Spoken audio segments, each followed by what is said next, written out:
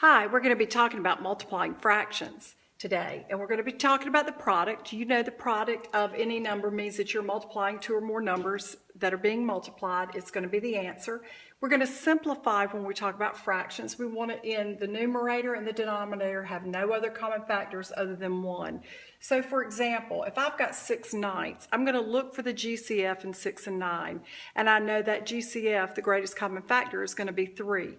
So I've got to divide whatever I do to the numerator, I have to do to the denominator.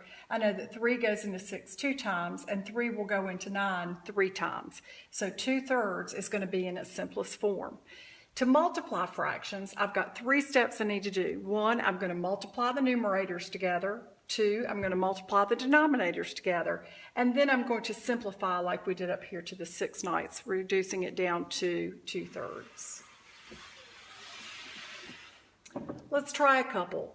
I'm going to write my answer in simplest terms. So I'm going to say 3 times 6 is going to give me 18. And I know that 4 times 7 is going to give me 28. Well, I can easily tell you right now that they're both even numbers, so I know that 2 will go into both of them. And remember, whatever I do to one, I have to do to the other. Math is all a balancing act. So I need to say 18 divided by 2 is 9. And I know that 28 divided by 2 is going to give me 14. And when I look at this, I ask myself, is this in simplest form? Is there any other factor besides 1 that will go into it? And in 9 and 14, there is no other factor, so my answer is going to be 9/14. Here I'm going to do the same thing. 1 times 5 is 5, and I know that 3 times 8 is going to give me 24. And I know that no other factor is going to be able to be go into 5 and 24 evenly, so 5/24 is going to be its simplest terms.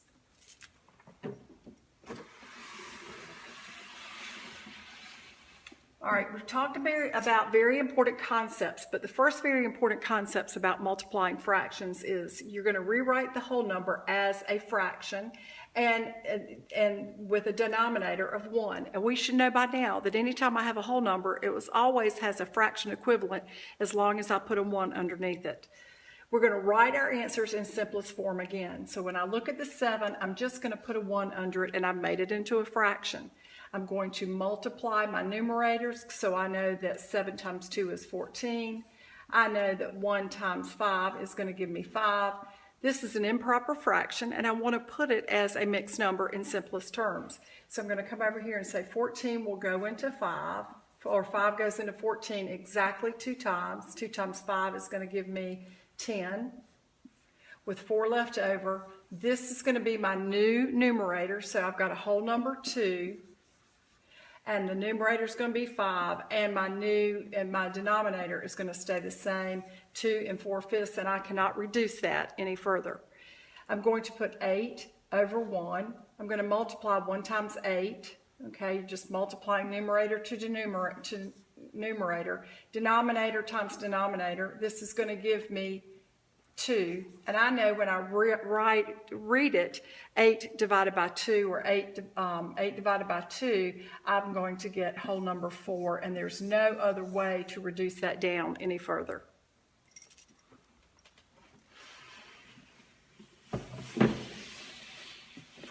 All right, our next very important concept, number 2, is when you're multiplying mixed numbers, here's what we have to do. These are the steps we're going to use. We're going to change the mixed number to an improper fraction, and we learned this, or we reviewed it in our fraction basics video.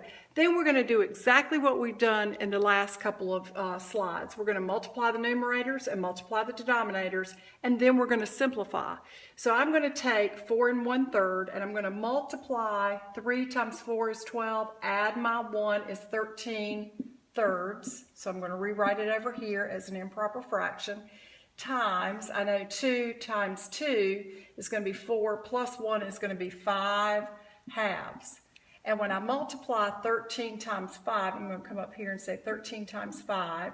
This is going to give me 15, carry my 1, 5 times 1 is 5, plus 1 is 65. So I've got my numerator is 65, and I've got 3 times 2 is going to give me 6. Well, I already can tell you that this is an improper fraction, so I'm going to come up here and say 65 divided by 6. I know that 6 goes into 6 one time, and that's going to be 6. I have nothing left over. Bring down my 5. I know that 6 does not go into 5, so I have to put a 0 here. So when I do 0 times 0, that's going to give me 0. 0 times 6 is 0. I have a 5 left over. This is my new numerator, and I know that the 6 is going to stay the same. I have a whole number 10, so it goes in there exactly 10 times with 5 left over, which is my new numerator, and 6 is I'm going to keep that as my denominator. And I cannot reduce that any further down than it is.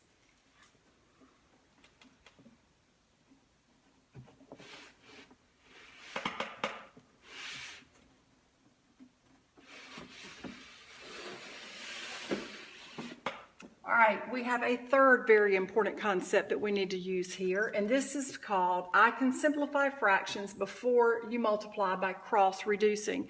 I've done this a little bit in class, and some of you said it's kind of confusing, but some of you like it. So I'm going to make sure that you understand that when you're working with really large numbers, it's more likely that you're going to have mistakes when you're multiplying large numbers and trying to divide into them. If I can reduce it down to its lowest terms, I already know that I can work with smaller numbers and my chances of getting the wrong answer are far less. So I'm going to come over here and make these into a improper fraction by saying 5 times 2 is 10 plus 2 is 12. So this is going to become 12 fifths times 4 times 8 is 32 plus 3 is going to give me 35 over, keep my denominator the same, 4. Now I'm going to look on the diagonal and ask myself, diagonally, do these numbers have any GCF in them that I can reduce them down to? What is the greatest common factor between 12 and 4? And that greatest common factor happens to be 4. So I'm going to reduce it down to 4. I'm going to have 4 goes into 4 one time, and 4 goes into 12 3 times. Look diagonally at the 5 and the 35. What is the GCF between 5 and 35? It's got to be 5. So 5 goes into 5 one time, and 5 goes into 35 7 times. Now all I have to do is say 3 times 7 is going to give me 21. And I know that 1 times 1 is going to give me 1. And I know that any number over the denominator of 1, or any number divided by 1, is going to give me that number. So this is going to go in it exactly, multiplied out 21 times.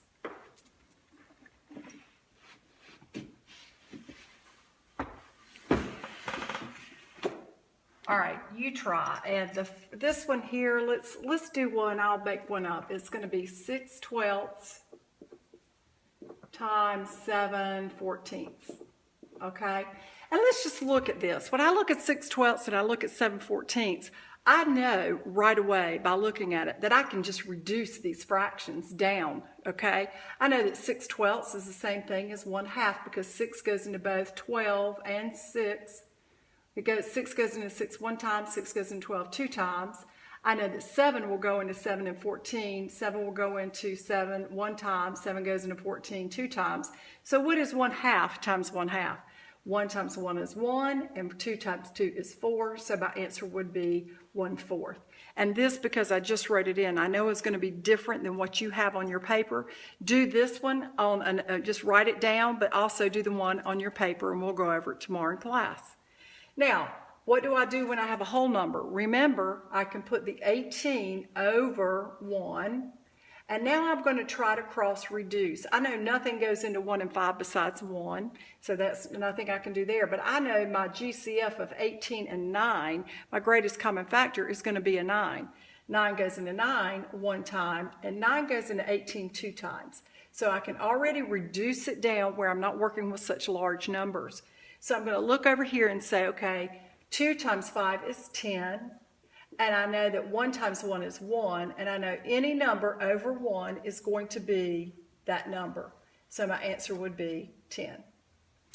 Here I've got a mixed number being multiplied by a fraction, so I'm going to come over here and change this mixed number to an improper fraction by multiplying the denominator times the whole number. So 9 times 2 is 18 plus 2 is going to give me 20 over, keep my denominator as 9, times 1 over 4.